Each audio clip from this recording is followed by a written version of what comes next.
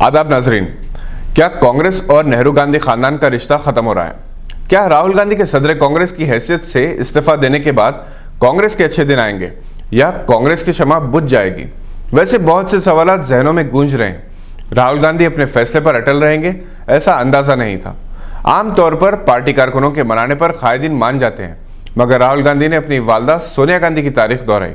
2009 में जब कांग्रेस ने इख्तियार हासिल किया था, तब कांग्रेस कारकुनों और कायदीन ने मिसेस सोनिया गांधी को वजीर आजम का ओहदा कबूल करने के लिए इस कदर दबाव डाला था कि एक रुकने पार्लियामेंट ने अपने आप को गोली मार लेने तक की धमकी दी। मगर सोनिया गांधी अपने फैसले पर अटल थी। ये और बात है कि इनके फैसले का पस मंजर कुछ और था, क्योंकि हिंदुस्तानी दस्तूर की रोशनी में वो अपनी गैर मुल्की पैदाइश की बिना पर इस मुल्क की वजीर आजम बनने की अहल नहीं थी। राहुल गांधी इलेक्शन 2019 के नतायज से वाकई दिलबर्दाश्ता हैं और होना भी चाहिए, क्योंकि इन्हें इनके आस्तीन के सांपों ने डसा है। कुछ सीनियर कायदीन की हिमाकत ने पार्टी को बहुत ज़्यादा नुकसान पहुंचाया और राहुल गांधी ने सही फैसला किया, क्योंकि पार्लियामेंट में इतनी ताकत नहीं रही कि वह हुक्मरान जमा के मनमानी को रोक सके। राहुल गांधी की जगह कौन लेगा, ये सवाल भी अपनी जगह अहम है। अगरचे के शशि थरूर ने अपने नाम की पेशकश की है, यूँ तो खड़गे का नाम भी ज़ेर गौर है, मगर वो भी इलेक्शन में बुरी तरह से हारे।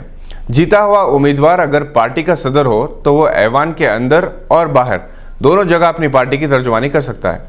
हालिया अरसे के दौरान सीताराम केसरी और पीवी नरसिम्हा राव के नाम पार्टी की सदर की हैसियत से याद रखे जा सकते हैं। सोनिया गांधी सबसे ज्यादा तवील अरसे तक यानी 19 साल तक पार्टी की सदारत पर फायज रहे, जबकि राहुल गांधी 16 दिसंबर 2017 को कांग्रेस के 49वें सदर बने थे। अब जो भी सदर होगा वो कांग्रेस का 50वां सदर होगा। जहां तक ऑल इंडिया कांग्रेस कमेटी का ताल्लुक है, इसकी वर्किंग कमेटी 1885 में कायम हुई, जिसके पहले सदर उमेश चंद्र बनर्जी थे। इब्तिदा में सदर के ओहदे की मियाद सिर्फ 1 साल थी। पंडित नेहरू के दौर में अगरचे के वो ऐवान पार्लियामेंट में लीडर थे, मगर इन्होंने कांग्रेस की सदारत को ज्यादा अहमियत नहीं दी।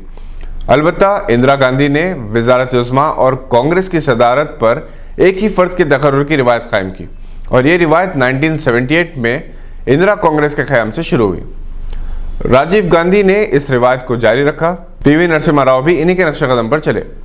सीताराम केसरी कांग्रेस के सदर थे, मगर पार्टी इख्तियार से बेदखल हो चुकी थी और इनकी क़यादत में पार्टी इख्तियार हासिल नहीं कर सकी। और जब मनमोहन सिंह वजीर आजम बने तो सोनिया गांधी ने पार्टी की सदारत अपने पास रखी। उस वक्त कांग्रेस को ऐसी क़यादत की ज़रूरत थी जो पार्टी को नई जिंदगी दे सके, और दूर दूर तक ऐसा कोई नज़र नहीं आता, क्योंकि जो बासलाहियत कायदीन हैं इन्हें पार्टी में राहुल के साए में रखा गया।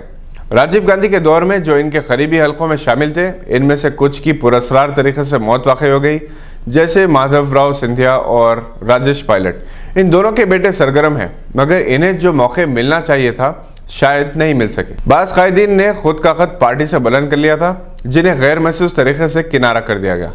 कांग्रेस की जिन रियासतों में हुकूमतें रह गई हैं वो कब ख़त्म हो जाएगी कहा नहीं जा सकता। सियासत में वफादारी बदल जाए तो इसे मायूब नहीं समझा जाता, बल्कि दूर अंदेशी सियासी फिरासत का नाम दिया जाता है। बहुत से कांग्रेस कायदीन ने अपनी वफादारी तब्दील की और बहुत से इस सिलसिले में गौर कर रहे हैं, जिसका राहुल गांधी को एहसास है। जो ज़ईफ कांग्रेस पार्टी में रह गए हैं, इनका रहना ना रहना कोई मायने नहीं रखता।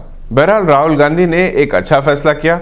हो सकता है कि ज़हनी सुकून के लिए वो कुछ अरसे के लिए मुल्क के बाहर भी चले जाएं। इस दौरान पार्टी का क्या होगा आने वाला वक्त ही बताएगा। ये थी आज की अहम खबर पर नज़र। देखते रहिए गवाह।